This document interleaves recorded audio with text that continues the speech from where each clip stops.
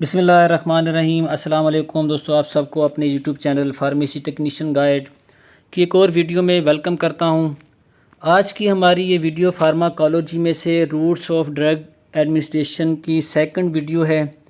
इससे पहली वीडियो में हम एंट्रल रूट के बारे में पढ़ चुके हैं। आज हम देखेंगे पेरेंटल रूट और इसके साथ साथ जो अदर रूट्स वगैरह होते हैं और टॉपिकल रूट्स के बारे में देखेंगे।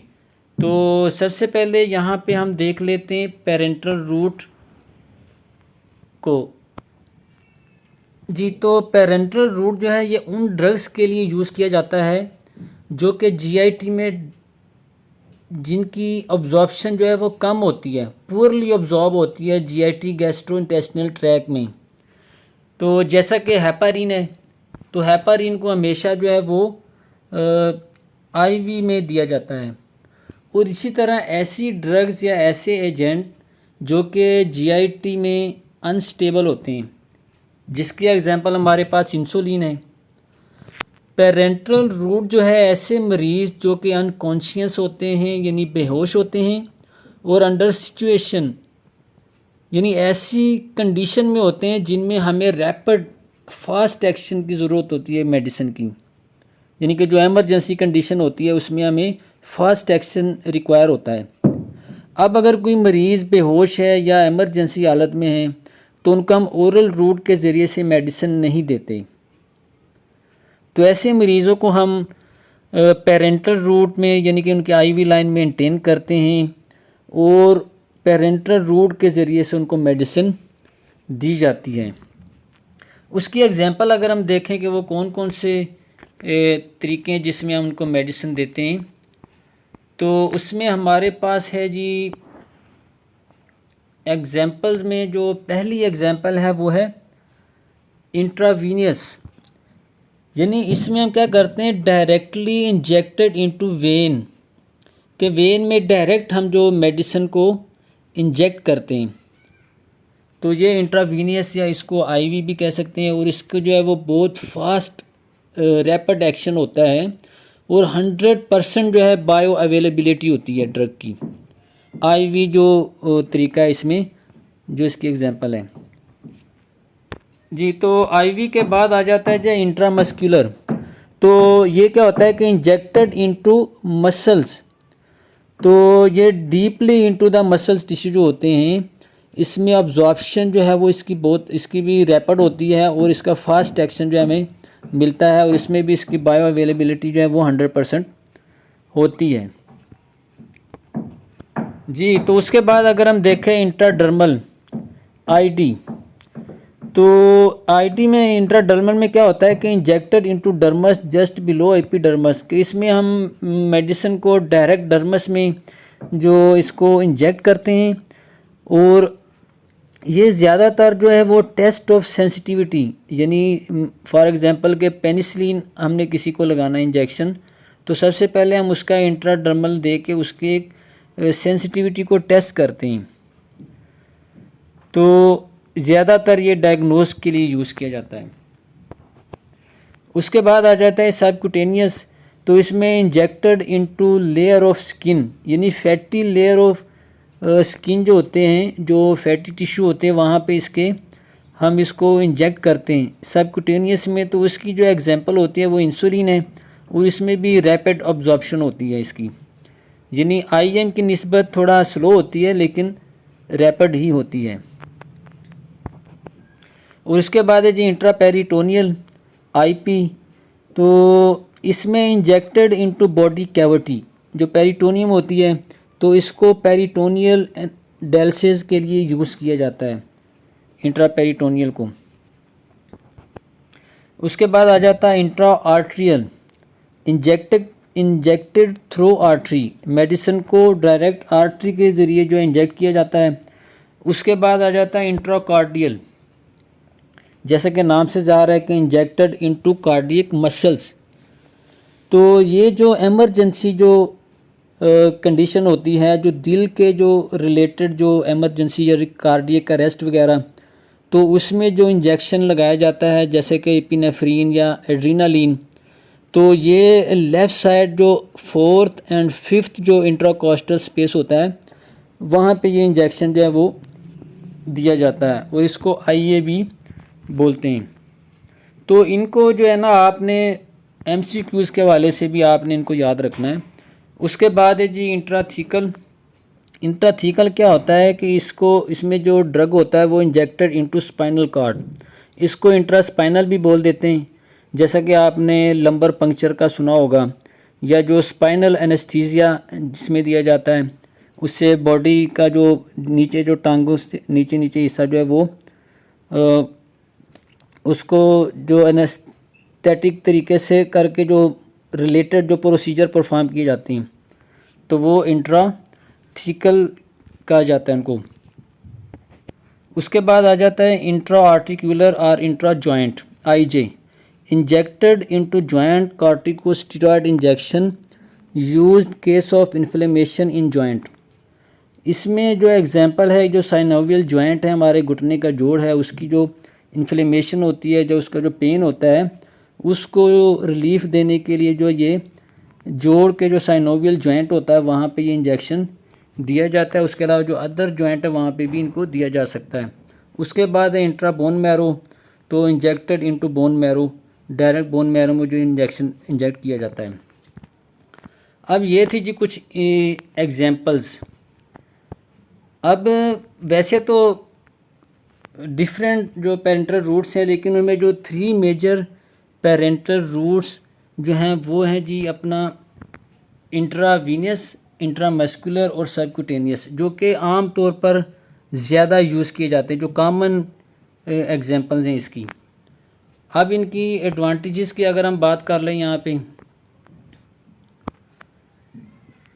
जी, तो एडवांटेजेस में जो पहला इसका एडवांटेज है वो ये है कि इस रूट के ज़रिए से ड्रग जो है वो बहुत ज़्यादा रैपिड यानी तेज़ी के साथ मोर रैपिडली अपने साइट ऑफ एक्शन पर पहुंच जाती है और रैपिड रेस्पॉन्स जो है वो फराहम करती है। और सेकंडली जो डोज़ है यानी मिकदार खुराक जितनी हमें चाहिए होती है बिल्कुल एक्यूरेट जो है वो डिलीवर होती है।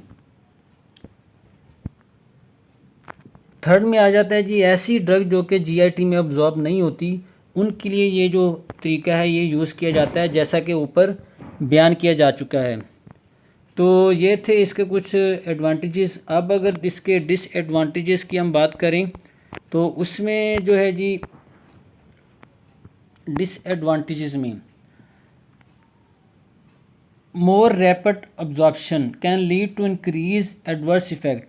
अब जहाँ पे इस रूट के बहुत सारे फ़ायदे हैं वहाँ पर इसके कुछ डिसएडवांटेजेस भी हैं, जिनमें पहला है कि इस रूट के ज़रिए से अब्जॉर्प्शन चूँकि रैपिड होती है तेज़ी के साथ, तो इसमें ड्रग के जो एडवर्स इफ़ेक्ट के चांसेस होंगे वो भी डेफिनेटली ज़्यादा होंगे। सेकंड लोकल इरिटेशन है, यानी जहाँ पर इंजेक्शन लगाया जा रहा है वहाँ पर इरिटेशन भी हो सकती है। और थर्ड में जो ये तरीका जो इरिवर्सिबल है, यानी अगर आपने एक दफ़ा इंजेक्शन को लगा दिया तो उसको आप बाहर नहीं निकाला जा सकता। और इसके अलावा जो थर्ड में है जी कि पेन होगा लोकल जहाँ पे इंजेक्शन लगाया जा रहा है, एक खौफ होता है और इन्फेक्शन भी हो सकता है, जैसा कि बाज़ औक़ात मरीज़ों के इंजेक्शन जहाँ पे लगाया जाता है वहाँ पर इन्फेक्शन हो जाता है, एब्सेस वगैरह स्वेलिंग बन जाती है, फोड़ा वगैरह जिसे बोलते हैं, तो जो कि मरीज़ के लिए बहुत तकलीफ़ का बायस बनता है। और एक और डिसएडवांटेज है कि इसके लिए आपको एक टेक्निकल पर्सन जो प्रोफेशनल जो बंदा होगा उसकी ज़रूरत होगी, यानी किसी डिस्पेंसर की मदद लेंगे या किसी डॉक्टर की मदद के बगैर आप इस तरीके से मेडिसिन नहीं ले सकते। तो ये थे कुछ इसके डिसएडवांटेजेस। अब हम अदर रूट्स की बात कर लेते हैं। तो अदर रूट्स में जो है इन्हेलेशन आ जाता है, इंट्रानेज़ल है और टॉपिकल। रेक्टल को हम अपनी पिछली वीडियो में पढ़ चुके हैं तो इस पर हम यहाँ पर बात नहीं करेंगे। अब इन्हेलेशन के ज़रिए से जो मेडिसिन उसमें जो गैसियस एजेंट होते हैं, इन्हेलर, एरोसोल वगैरह, वो यूज़ किए जाते हैं। जो मुख्तलिफ़ किस्म के इन्हेलर हैं जो कि अस्थमा यानी दमा जिनकी सांस की दिक्कत होती है और साथ में चेस्ट इन्फेक्शन छाती में जो बलगम का जमाव होता है, तो उस वजह से सांस की नालियों में जो सांस की दिक्कत होती है उसको ख़त्म करने के लिए इन्हेलर यूज़ करवाया जाता है। तो जैसा कि आप पिक्चर में देख रहे हैं कि सबसे पहले इन्हेलर की जो है कैप को ऊपर से हटाया जाता है और उसको शेक किया जाता है। फिर मरीज़ मुंह के रास्ते से अपनी सांस बाहर निकालता है अच्छी तरह से, और सांस को दोबारा खींचने से पहले इन्हेलर को अपने मुंह पर लगा लेता है। अब होंठों को बंद कर लेता है और जैसे ही सांस अंदर खींचता है तो इन्हेलर को ऊपर से प्रेस किया जाता है। तो जो मेडिसिन इन्हेलर के अंदर होती है वो सांस के ज़रिए से अंदर चली जाती है और अपनी सांस को मरीज जो है तेज़ी से अंदर ले जाने के बाद इतनी देर तक रोके रखता है जितनी देर में 10 तक जो है वो गिनती गिनी जाती है, और फिर स्लोली सांस को बाहर निकालता है। तो इस तरह से सांस की जो नालियों को डायलेट कर देती है मेडिसिन, और मरीज़ की सांस की दिक्कत में कमी वाक़या हो जाती है। तो ये था इसका जो प्रोसीजर। इंट्रानेज़ल जो है वो भी कुछ इसी तरह से जो है वो एक प्रोसीजर है, काम करता है। तो यहाँ पे अब अगर थोड़ी सी इन्हेलेशन की हम एडवांटेजेस और डिसएडवांटेज की हम बात करें तो इसमें फ़र्स्ट पास इफ़ेक्ट जो है वो नहीं होता। नंबर 2, ये लंग्स की बीमारियों के लिए बहुत कारआमद रूट है।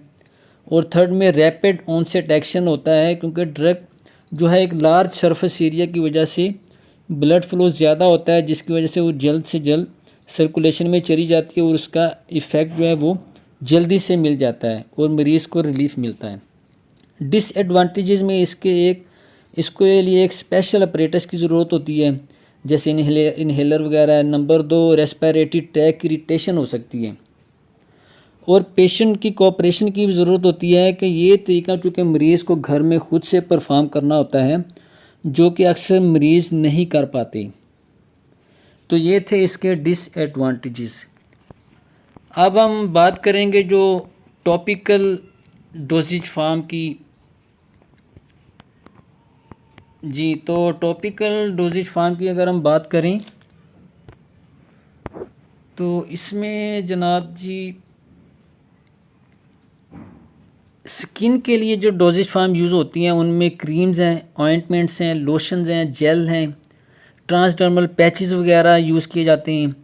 जैसे लोकल इन्फेक्शन, अगर फेस पे एक्नी है तो उसके लिए क्रीम यूज़ होती है, या स्कैबीज़ के लिए मुख्तलिफ क्रीम्स, लोशन वगैरह, स्कैबियन क्रीम है, लोशन है, जो यूज़ किया जाता है लोकल इफ़ेक्ट के लिए। और अगर किसी जॉइंट में पेन के लिए जो मुख्तलिफ लोशन, जेल्स वगैरह जो जैसे डाइक्लोरान जेल यूज़ होती है, इसी तरह से ट्रांसडर्मल पैचेस को इस्तेमाल किया जाता है। और अब अगर आइस के लिए बात करें तो उसके लिए मुख्तलिफ जो ऑइंटमेंट्स हैं, जो क्रीम्स वगैरह जैसे पॉलीफैक्स आई ऑइंटमेंट वगैरह यूज़ होती है। नोज़ और लंग्स के लिए स्प्रे और पाउडर फार्म में, और इन्हेलर वगैरह जो है ये भी सब टॉपिकल डोजेज फार्म की ही कहलाती हैं। तो ये था फ्रेंड्स आज का हमारा वीडियो लेक्चर। उम्मीद है कि आपको ये पसंद आया होगा। अगर आपको पसंद आया तो इसको लाइक करें, दोस्तों के साथ शेयर करें, और कमेंट्स बॉक्स में इससे रिलेटेड कमेंट्स भी कर सकते हैं। तो अगर आप मज़ीद हमारी इस तरह की वीडियोस चाहते हैं तो उसके लिए हमारे इस चैनल फार्मेसी टेक्नीशियन गाइड को सब्सक्राइब करें और बेल आइकन को ज़रूर प्रेस कीजिएगा, ताकि आपको हमारी आने वाली वीडियोस का नोटिफिकेशन बर वक्त मिलता रहे। Thanks for watching. मिलते एक नेक्स्ट वीडियो में, तब तक के लिए अल्लाह हाफिज़।